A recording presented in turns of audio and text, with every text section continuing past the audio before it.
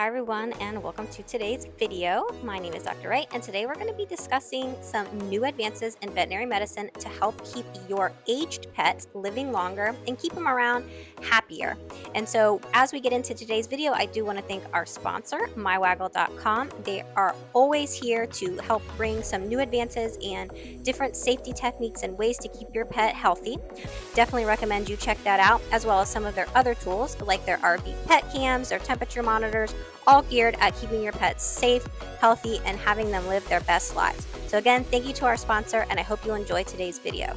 Hi everyone, welcome to today's video. My name is Dr. Ray, and today we're going to be continuing our series of updated information that I learned at the 2025 AVMA, or American Veterinary Medical Association conference that was held in Washington, D.C. this year. So if you're not familiar with conferences or what conferences are or what they're like, you can check out the original vlog video where I kind of walk you through what it looks like.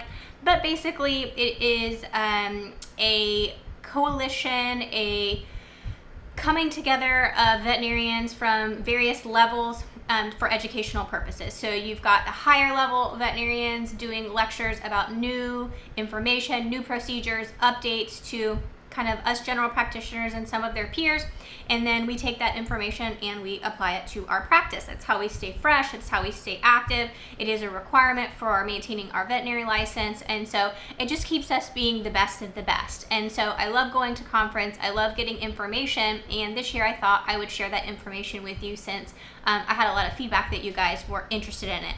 With that in mind, this is somewhat doctoral level information. I understand it may not be for all entry-level type information. You may not understand research or be familiar with research, so I am going to try to make it a little bit accessible for everybody, but I do understand it may be a little bit difficult for some to understand, and so that's an excellent opportunity to take those questions to your regular veterinarian and have a wonderful conversation with them. And so with that, today we're going to be discussing some new products, hopefully that will be coming to market in the next year or two, that I think are really groundbreaking. I went to about 3 hours of lecture on these products, and they have to deal with aging and extending the age of both our senior pets and our large breed dogs. And so as we all know, our pets live significantly shorter lifespan than we do. And that has a lot to do with the metabolic processes that run their life. And so larger breed dogs grow very fast. They expend a lot of energy and metabolic bandwidth to do that. And so they live shorter than smaller breeds. So we all know that if you have a Chihuahua or something like that, we easily see them into the teens. Now dogs are living like 5 years longer than they did in the past, contrary to what you may be seeing circulating around the internet. And that is not true that they're living shorter. They actually are living quite longer because of advances in veterinary medicine and preventive care. Able to do that. So we'll see them now into the teens, late teens, even 20s. But our older breed dogs still have a little bit of a harder struggle in that department. And so, we generally will see our Mastiffs, our Cane Corsos, our St. Bernards, the really large giant breed dogs living significantly shorter lifespans. And so we may see them 8, 9, 10, 11, 12, very rarely into the teens, at least not consistently, despite some of the best efforts and preventative care. And this new research that we're going to be discussing today highlights why we think that's happening and what we can do not only to extend their life, but more importantly, extend their life with quality. So it's not always about just extending life. We want them to have that quality of life that keeps them happy, keeps you happy, and keeps that bond nourished. And so we're going to be talking about a little bit of that today with some frailty scoring, a new scoring system for quality of life that was discussed in these lectures. And then most importantly, we're going to be talking about these really exciting new medications that hopefully will be available to everybody in the next few years. So I don't have any affiliations. I have no financial conflicts of interest. This is just simply information that I thought was extremely interesting and useful. And so I want to share that with you today, and some resources where you can go and learn more than what I'm even going to be discussing in this brief introductory lecture, so to speak. So if you guys want to follow along, and I highlight their website so that you absolutely do that with me today, you can go to loyal.com, LOYAL.com. We're going to be doing a screen capture, and we're going to be going through some of the information that I gleaned at conference this year. So on the website, this is a company, these were sponsored lectures, and so this is research that this company did. It's groundbreaking. There has not been any there isn't any published information yet. They are working on publishing, and you will see that as we go through. And so because it hasn't been published, it hasn't been repeated or validated. And so that is an important part of the research process, and it takes time. And so I look forward to not only the pilot paper, but then the additional papers that maybe will spiral once this paper has been published. And so Loyal is the company. They're the one that's going to be selling and manufacturing. You can learn more about the company by going through this website and the amazing doctors that are working on this project. The lectures that I attended were by a doctor called Dr. Brennan. I feel like he is an extremely brilliant individual. He has his own blog, which I believe is called Skept Vet. I don't always agree with everything that he says, but there is no denying his brilliance and his dedication to the profession and his passion for this particular subject. So you can absolutely check out some more of what he is about by Googling Skept Vet, and you can find his blog there. But he's the speaker that presented these lectures, and he's one of the main players here at the Loyal Company. And so a lot of this information is what I gleaned from his lecture. And so the goal is more time with the pets we love, and then obviously we are more time with quality. It doesn't do us any good to extend our pets' lives if that extension is not quality. And I know a lot of people struggle with that. A lot of people struggle with when is it time to let go. And so I just want to let you guys know, if you are struggling with that and you find yourself at this lecture because you are struggling with when to let go and wishing that you could extend your pet's life, and it's not maybe in grasp right now, on my website, Animal Doc Ray, I do have a free pet grieving guide, which is some of the things that I discuss with my clients in real life, because euthanasia, unfortunately, is a real part of veterinary medicine. I think it's a part that is definitely one of the most emotionally taxing for everybody involved, but it is kind of a labor of love. And so I do have that. It's called Peaceful Passing. You can definitely check it out. It's free. Share it with your friends if you know someone is struggling, because I want to be able to help you through that. A lot of people, when they lose a pet, they always say, I'm never going to do this again. This has been really, really difficult, and I just can't imagine going through this pain again. And so it may help you, because a lot of people say that at the beginning, and then they realize that the love that they had and the void that is missing after losing a pet does involve, we want to experience that love again. And so getting a new pet doesn't necessarily mean we're replacing the old pet, but we're building on that love and that relationship. And so go over a little bit of more of that in that guide. But that's one of the impetus for these particular products, is extending that life so that we don't have to endure that hurt so soon. That hurt that is inevitable and happens to all living creatures. And so the products that they are developing, there's 3 products. One is for just senior dogs. That is the LOY-002, and those are for dogs 10 plus years and 14 plus pounds.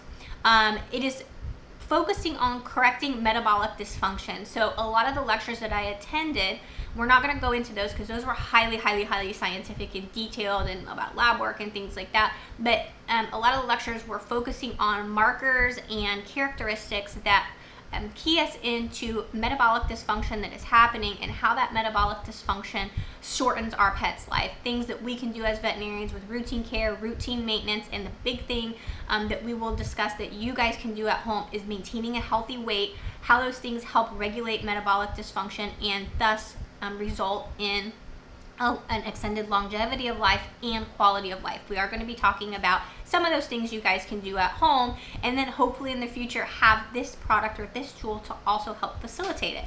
The second product is LOY-001 and LOY-003. Those are for our large breed dogs.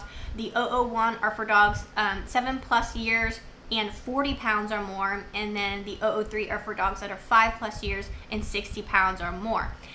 This product I think is very, very interesting, and I kind of understand the science behind it a little bit more than the L002. I don't feel like there was enough explanation there for me to really grasp it, and I'm going to be diving into that more, and once the papers are published, I'm sure I'll understand it better. But for the large breed dog, what we're doing is we're correcting the overexpression of IGF-1, which is insulin-like growth factor-1, and growth hormone, GH, in large dogs post-maturity. The L002 is projected for approval in 2026, so it's right around the corner, and then for the large breed dogs, 2027. As we scroll down, just kind of some information, you can watch these videos. A lot of these videos are kind of like news briefs, and so we're not going to go over them today, but you certainly can watch them. They're kind of a little bit of interesting information. They are conducting clinical studies for these, so again, there's going to be some published data, and they call their study the STAY study. And so with the STAY study, what this study is, again, we're going to pass some of the promotional materials, but it is 70 veterinary clinics across the country with 1,300 participating dogs. They just completed enrollment in this study. The enrollment, I believe, started in 2023, and they've just collected enough dogs to have meaningful data. And so that is kind of the population you can see there all around the country where this clinical trial is happening. It was a voluntary clinical trial, so people could have signed up for it. So it's the largest study of its kind, and it is being conducted at veterinary clinics. And to their knowledge, no one in animal health has ever run such a diverse and long-running clinical trial. It is placebo-controlled, and so when you have a study going on, it's really important to have a placebo group and a control group so you can see if there's a statistical significance between those two groups as to say, is the product really working, or is it placebo effect, especially when we are using client-generated data and client-generated clinical impressions. We really want to make sure that we have a placebo group so that we can see if there was a significant improvement amongst people who think or don't know if they got the medication, and the people, they don't know if they got it or not, and then the other set of people also don't know if they got it or not, and then we take their information and we compare it. So some will receive a placebo pill and some will receive the actual medication. This gives us a control that allows us to identify the actual impact the drug is having compared with dogs who did not receive the drug versus dogs who actually did. The people have no idea whether or not their pet received the drug or not. And so this is what we call double-blinded. And so this is the gold standard in effectiveness of testing. Neither the study participants nor the investigators know who is receiving the drug or the placebo. And this prevents any bias in the results. So nobody knows. It's totally random. Nobody knows at the end. Then we know, but you don't know if you're receiving the drug or not. And that's kind of the gold standard of the research. And so they did some preclinical studies. Those are already complete. They did a smaller version of the full clinical study that makes sure that the study is well designed and they fix any hiccups.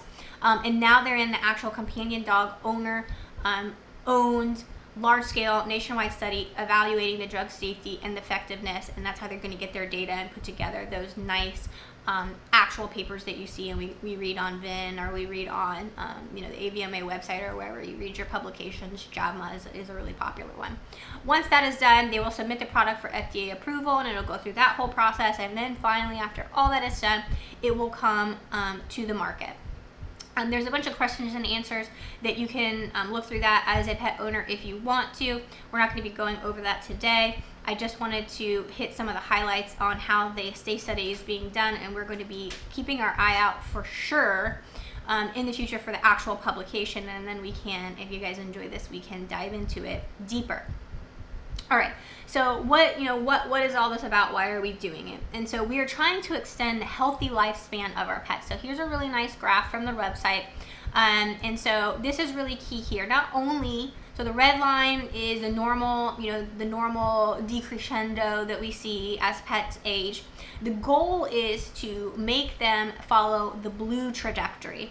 And so the way that this works is across the bottom is age. So the further you get out on the x-axis, the older the pet is.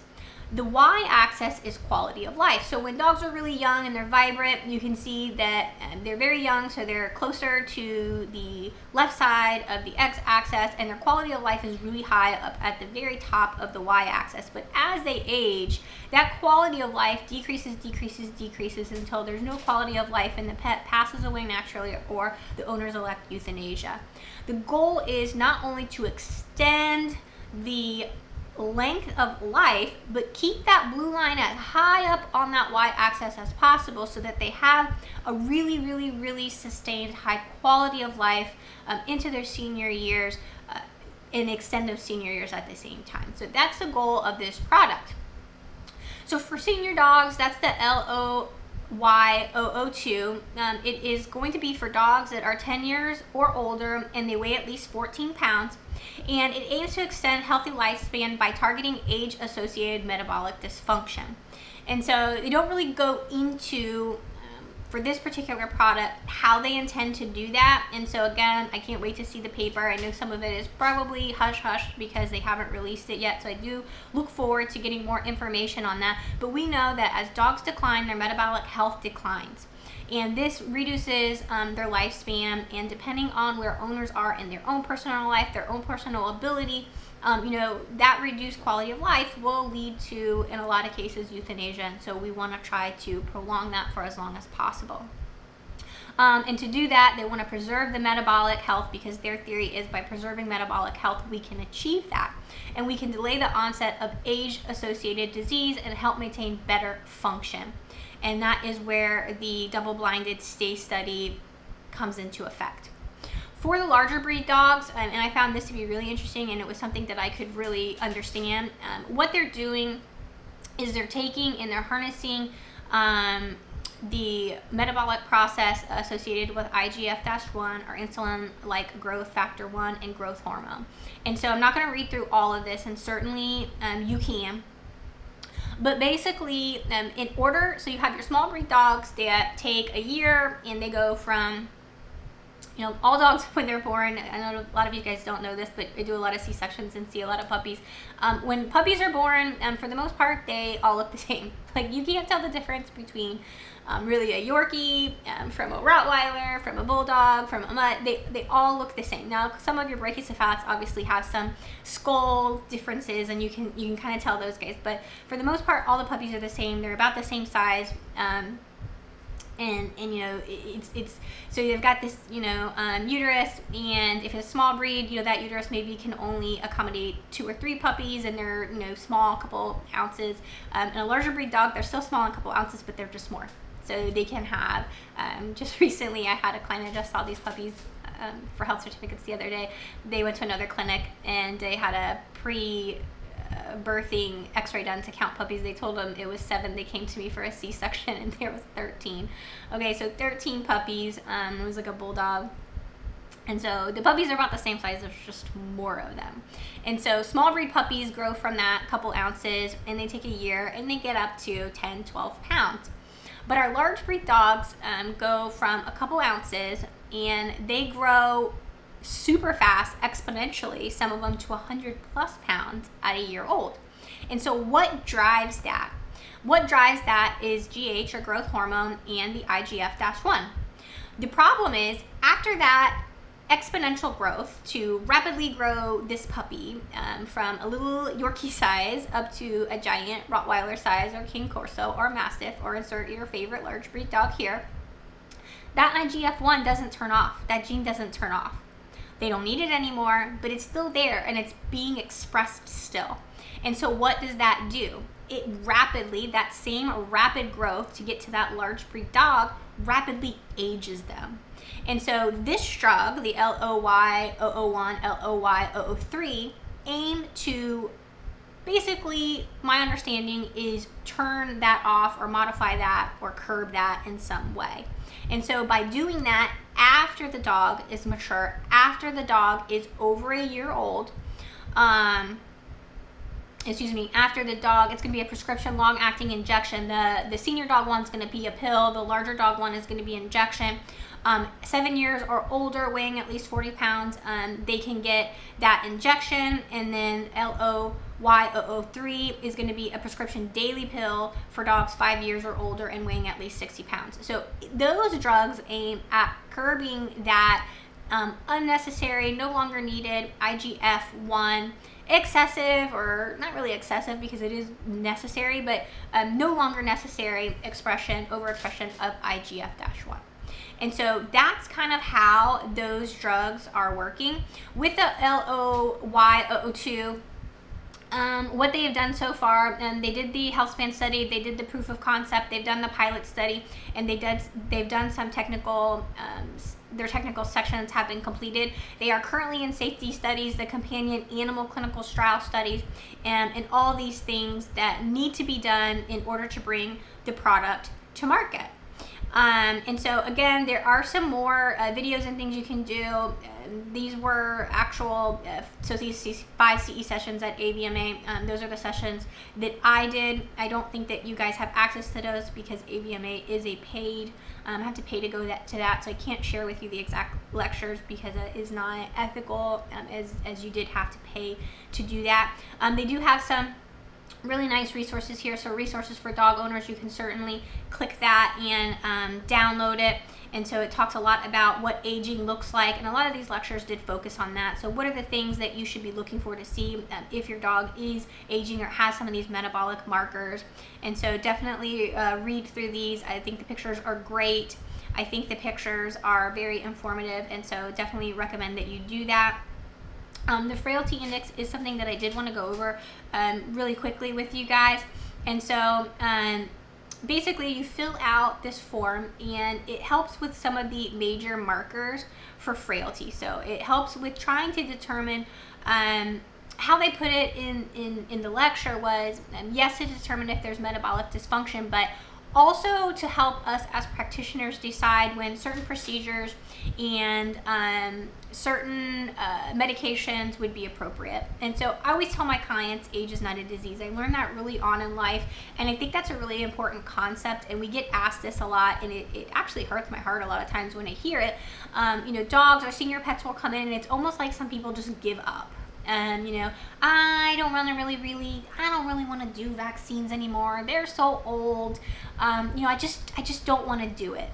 And so I think that in some cases it's because they're old and they think they can't handle it, and this, that, and the other, in which cases that is definitely a conversation to have with your veterinarian.